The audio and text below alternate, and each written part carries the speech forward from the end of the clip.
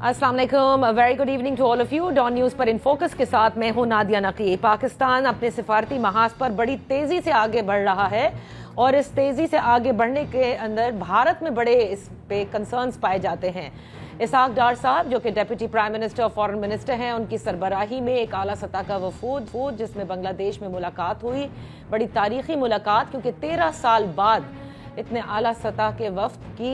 बांग्लादेश जाकर मुलाकात करना, और न सिर्फ मुलाकात बल्कि बाहमी ताउन के कई शोबे हैं जिसमें मेमोरेंडम ऑफ अंडरस्टैंडिंग पर दस्तखत किए गए हैं, और साथ ही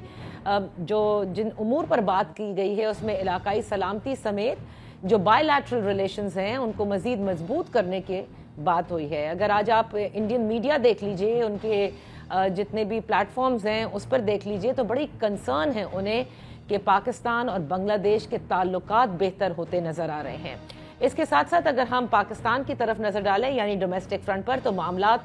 न सिर्फ जूं के तू हैं यानी सियासी महाज पर, लेकिन कुछ अब ऐसे मामलात भी हैं जिसमें इशारे कनाइयों में बातें हो रही हैं और उन टॉपिक्स पर हो रही हैं जिनको मैं ये कहूँगी कि शायद थोड़ा सा सेंसिटिव ही गर्दाना जाता है, और सिविल सोसाइटी में नहीं लेकिन सियासी जमातों के अंदर अमंग्स्ट द पॉलिटिकल पार्टीज़। और इन मामलात में जो है वो नए सूबों की तश्कील का मामला है, NFC पर रिव्यू का मामला है, बेनज़ीर इनकम सपोर्ट में सूबों की हवाले से भी बात की जा रही है। ये तमाम वो मामलात हैं। तो क्या ये मौजूदा हुकूमत और उसके इत्तेहादियों की मंशा से किए जा रहे हैं? ये बड़ा अहम है, क्योंकि किसी भी चीज़ के लिए कंसेंसस बिल्ड करने के लिए ज़रूरी है कि जो सियासी स्टेक होल्डर्स हैं उन्हें साथ लेकर चला जाए। आज इस सब पर बात करने के लिए इन फोकस हैं हमारे साथ खुर्रम दस्त साहब, साबिक वफाकी वज़ीर हैं, पाकिस्तान मुस्लिम लीग नून के सीनियर रहनुमा। बेहद शुक्रिया फॉर जॉइनिंग अस। खुर्रम दस्तगीर साहब, बांग्लादेश से मुलाकात, आई वुड से कि फॉरेन पॉलिसी जो हमारी जिस तरह से अब फंक्शन करती नज़र आ रही है और जो जिन एवेन्यूज़ में बढ़ती नज़र आ रही है, भारत के बड़े कंसर्न्स हैं इस पर। किस तरह से देख रहे हैं आप पाकिस्तान और बांग्लादेश के दरमियान इस तारीखी मुलाकात को? जी, हिंदुस्तान का जो हालिया सालों में एक तकब्बराना रवैया रहा है अपने हमसायों के साथ, उसकी वो फसल जो है वो आज काट रहे हैं। और उनका ये ख्याल था कि 2018 के बाद से तो पाकिस्तान ने खास तौर पे जो अगस्त 2019 में कश्मीर पर कब्जा किया, और पाकिस्तान की उस वक्त की जो हुकूमत थी सियासी और अस्करी, उसने उस पर कोई रिएक्शन नहीं दिया कश्मीर वाले वाक़े पर। तो इसकी वजह से उन्होंने समझा कि शायद पाकिस्तान में अब वो ताकत नहीं है कि वो हिंदुस्तान से मुज़ाहमत कर सके। और साथ ही उनका जो रवैया था वो मैं पॉइंट आउट करूंगा श्रीलंका के साथ भी, नेपाल के साथ भी, बांग्लादेश के साथ भी, पाकिस्तान के अलावा जो सब साउथ एशिया का हिस्सा है, उसमें हर एक के साथ उनको प्रॉब्लम्स आए। उन्होंने नेपाल का जो है वो ट्रेड रोक दिया, जिसपे नेपाल ने पहली दफा कहा कि वो चाइना के साथ में रास्ता खोलना चाहते हैं। बहुत आपके नाजरीन ने नोट ना किया हो, लेकिन पिछली गर्मियों में जब बांग्लादेश में ये एक शोरिश हुई है, लेकिन उससे पहले 4 महीने पहले फरवरी 2024 में बांग्लादेश में हिंदुस्तान के खिलाफ मुजाहरे हुए थे बांग्लादेश का पानी रोकने के लिए। तीस्ता जो उनका दरिया है, रिवर तीस्ता, उसका तो उसकी वजह से वहां बांग्लादेश में भी ऑलरेडी एक अनॉयंस थी। श्रीलंका में वो भी ऑलरेडी बहुत अनॉयड हैं, जिसकी वजह से उन्होंने चाइना के साथ जो है अपने ताल्लुकात बेहतर किए हैं। और पाकिस्तान तो ऑलरेडी चूंकि उनकी हमारी मुखासमत थी, लेकिन हिंदुस्तान को जो उनकी एक ये ख्याल था कि शायद वो साउथ एशिया से बड़े हो गए हैं, वो साउथ एशिया से ऊपर उठ गए हैं, उन्हें जनूबी एशिया की जरूरत नहीं रही। तो ये जो आज के हम देख रहे हैं वजीर खारजा का विजिट जो है, दरअसल ये बहुत अरसे से हम कहते हैं कि ये सिमर कर रहा था उस हिंदुस्तान की अपनी गलत पॉलिसियों की वजह से। सही। और असल में जो ये वाकया हुआ है जो मार्का हक में, कि पाकिस्तान ने अपने से 10 गुना बड़े हरीफ को हरा कर पूरी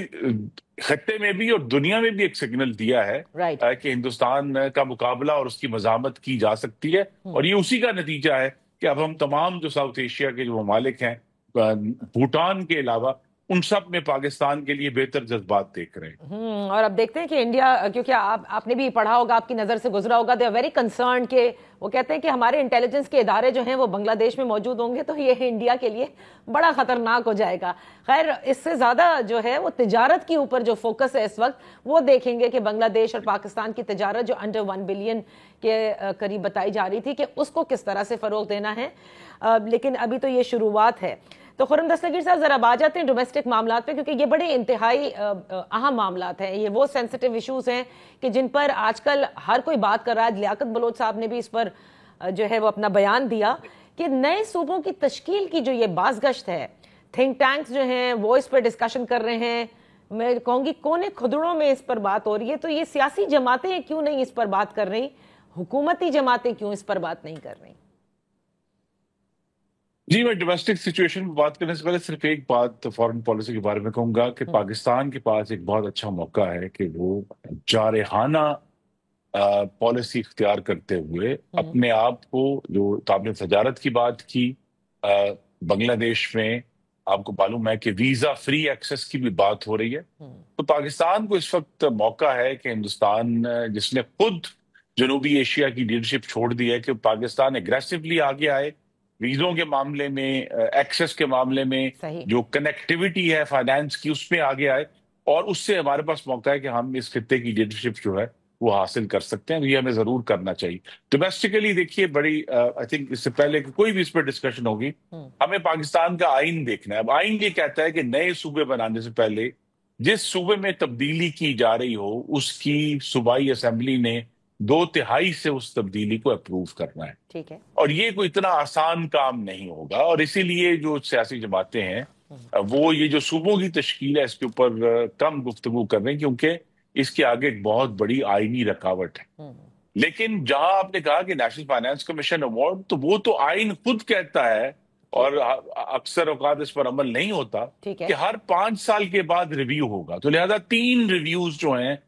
جو 9واں ایوارڈ تھا 2009 کا، اس کے بعد 3 ریویوز کا ٹائم تھا، یہ تیسرا ہے جس کی باری ہے، تو لہذا درست فیصلہ کیا گیا ہے کہ اس کو کیا جائے، اور یہ بھی فیصلہ کرنا ہے کہ کیا صوبے جو ہیں وہ وفاق کے مالیاتی معاملات سے علیحدہ ہو کر اور ایک اپنے آپ کو انسولیٹ کر کے آگے چل سکتے ہیں۔ یہ بات واضح ہے کہ نہیں چل سکتے، تو لہذا ایک بہتر جو شیئرنگ ہے برڈنز کی، بے نظیر انکم سپورٹ پروگرام کی بات ہوئی ہے، لیکن ساتھ ہی ہمیں اس پر بھی غور کرنا ہے کہ کیا آزاد جموں کشمیر اور گلگت بلتستان اور جو ہمارے سابقہ قبائلی علاقے تھے جو کے پی کا حصہ ہیں، کیا ان کو جو ہے وفاق کی مستقل فنڈ کرتا رہے گا، یا وہ بھی صوبوں کی مد میں جائیں گے؟ تو بہت ساری بہتر تبدیلیاں ہیں جس کے ذریعے وفاق کے اوپر بوجھ کم کیا جا سکتا ہے، اور صوبوں کو زیادہ ذمہ داری دی جا سکتی ہے مالیاتی معاملات۔ اچھا، لیکن میں ذرا جس ٹاپک کو آپ تھوڑا سا میرے خیال سے تفصیل میں نہیں ہم بات کر سکے، اس پر پہلے میں آؤں گی۔ دیکھیں، صوبوں کی جو تشکیل کا معاملہ ہے، آپ نے کہا کہ جو آئین کہتا ہے جو طریقہ کار ہے، تو سر آئین میں تو تبدیلی بھی ہو جاتی ہے، اتنی ساری تو تبدیلیاں ہوئیں، 26ویں ترمیم بھی آئی، تو اس طرح سے ترمیم کر کے تو کیا جا سکتا ہے۔ میں سے بھی جان چاہتی ہوں کہ کیا حکومت میں موجود جماعتیں، یعنی مسلم لیگ نون اور پیپلز پارٹی، صوبوں کی تشکیل کے لیے سنجیدہ ہے اور چاہتی ہے کہ ہاں اس طرح سے گورن نہیں کر سکتے بڑے بڑے صوبے، اور ایڈمنسٹریٹو یونٹس بنانے میں کوئی مسئلہ نہیں ہے؟ دیکھیے، ایڈمنسٹریٹو یونٹس بنانے میں اصولی طور پر کوئی مسئلہ نہیں ہونا چاہیے، پوری دنیا میں یہ کام کیا جاتا ہے، لیکن رکاوٹ ہے، اور رکاوٹ یہ ہے کہ جب تک ہم مل کر آپس میں اس معیار کا تعین نہیں کر لیتے جس پر نئے صوبے بنائے جائیں گے، کیونکہ یہ بہت دلچسپ بات ہے کہ ایک طرف تو کہا جاتا ہے کہ جی بہت بڑے ایڈمنسٹریٹو یونٹ ہے پنجاب، اس کو سپلٹ کرنا چاہیے، لیکن دوسری طرف ہمارے سامنے یہ بھی واضح ہے کہ پنجاب اس وقت جب آپ موازنہ کریں گے تو بیسٹ گورنڈ ہے، جتنا بڑا صوبہ ہے اتنی بہتر گورننس ہے، بہت اس میں بھی بہت خامی اور کمیاں کوتاہیاں، لیکن دوسروں کے مقابلے میں مثلا اگر چھوٹے یونٹس کی بات ہوتی، اس کا کیا ہم آج کہہ سکتے ہیں کہ جو چھوٹے یونٹس ہیں وہ پنجاب سے زیادہ بہتر گورنڈ ہے؟ وہ نہیں ہے، یہ بات بڑی واضح اور کلیئر ہے، نہ کے پی گورنڈ ہے، نہ سندھ گورنڈ ہے، نہ ہی بلوچستان گورنڈ ہے، لہذا وہ جو اصول تھا کہ جی بہت بڑا یونٹ ہے وہ گورن نہیں ہو سکتا، اس کا تو نتیجہ جو ہے وہ واضح نہیں ہے، تو لہذا ہمیں بیٹھ کر اس پر یہ اس کو مکمل طور پہ آپ دروازہ بند نہیں کر سکتے پوری دنیا میں جہاں آبادیاں بڑھتی ہیں، یونٹس بنائے جاتے ہیں۔ دوسرا جو ایشو ہے جس کے اوپر ہم کم توجہ دیتے ہیں، جس کی وجہ سے سیاسی جماعتیں اس پر ابھی آگے نہیں بڑھی، وہ یہ ہے کہ کیا ہمیں جو ہمارا جو صوبوں کا نظام ہے اس وقت، جو ہر صوبے میں کوئی کہاں کہیں 36 ڈپارٹمنٹس ہیں، کہیں 40 ڈپارٹمنٹس ہیں، کیا اسی نظام کو ریپلیکیٹ کرنے سے پاکستان کی گورننس امپروو ہو جائے گی؟ میں اپنی ذاتی رائے دے سکتا ہوں نہیں ہوگی، کہ اگر ہم اسی کو 36 ڈپارٹمنٹ پھر ایک چھوٹے صوبے میں بنا لیں۔ اور آخری چیز جس کی طرف کم توجہ دی جاتی ہے، جو کہ ایک بہت بڑی رکاوٹ ہے، جس کے اوپر تمام صوبوں کی بہت مشاورت اور گفتگو چاہیے،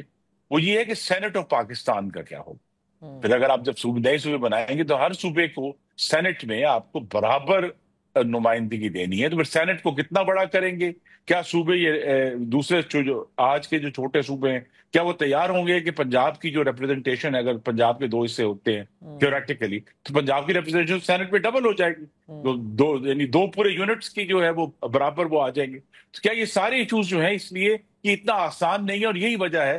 کہ نئے صوبوں کی بجائے نیشنل فائنانس کمیشن پر زیادہ گفتگو ہو رہی۔ اچھا، تو نئے اور دیکھیے جو آپ نے گورننس کی بات کی نا، اس کے لیے تو ضروری ہے، اور آپ بالکل اگری کریں گے کہ ڈیولوشن آف پاور ضروری ہے۔ جس طرح سے یہ مدعا اٹھایا جاتا ہے کہ این ایف سی ایوارڈ صوبوں میں پی ایف سیز قائم نہیں ہوتے، جس کی وجہ سے نچلی سطح تک یہ جو مالی معاملات ہیں یا جو